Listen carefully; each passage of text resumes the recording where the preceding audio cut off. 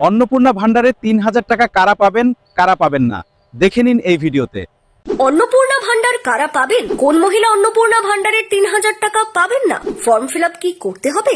লক্ষ্যের ভান্ডারের আদলেই অন্নপূর্ণা ভান্ডার দেওয়া হবে বিজেপির নির্বাচনী প্রতিশ্রুতিগুলির মধ্যে অন্যতম ছিল। এই প্রকল্পের মাধ্যমে আবেদনকারীদের সকল মহিলাদের মাসে ৩,০০০ টাকা দেওয়ার প্রতিশ্রুতি দিয়েছিল বঙ্গ বিজেপি। আর সেই দিকে তাকিয়ে রয়েছেন রাজ্যের মহিলারা। ১ জুন থেকেই অন্নপূর্ণা ভান্ডার শুরু হবে বলে জানানো হয়েছে। অন্নপূর্ণা ভান্ডারের জন্য ৩,০০০ টাকার অন্নপূর্ণার ভান্ডার, এবং এতদিন তো দুয়ারের সরকারের মাধ্যমেই হয়েছে, কিন্তু আমি আমার ডিপার্টমেন্টের সাথে কথা বলে আমি অলরেডি বলে দিয়েছি অন্নপূর্ণার ভান্ডারে অনলাইন কমপ্লিটলি এখনই ব্যবস্থা করতে, এবং ইমিডিয়েটলি অনলাইনে যাতে সমস্ত মানুষ যে 1 পাস 2 পাস বা যে হয়তো শিক্ষাটা পাননি, হয়তো মানে শিক্ষিত নন, এতটা ইজি করা হবে এই অ্যাপ্লাই করার পোর্টালটাকে, যে কেউ মানে পোর্টালে গিয়ে অ্যাপ্লাই করতে পারে।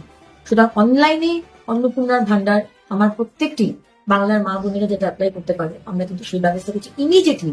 কারণ কি মাননীয় মুখ্যমন্ত্রী বলে দিয়েছেন যে 1 জুন মাইন্ডেড 1 জুন থেকে আমরা যা যা প্রতিশ্রুতি দিয়েছিলাম, ৩,০০০ টাকার অন্নপূর্ণার ভান্ডার এবং সরকারি বাসে মা বোনেদের কোনো ভাড়া দিতে হবে না, এই দুটো আমরা চালু করতে চাই। বিভিন্ন রকম গুরুত্বপূর্ণ আপডেট পাওয়ার জন্য একটা ফলো করে রাখবেন।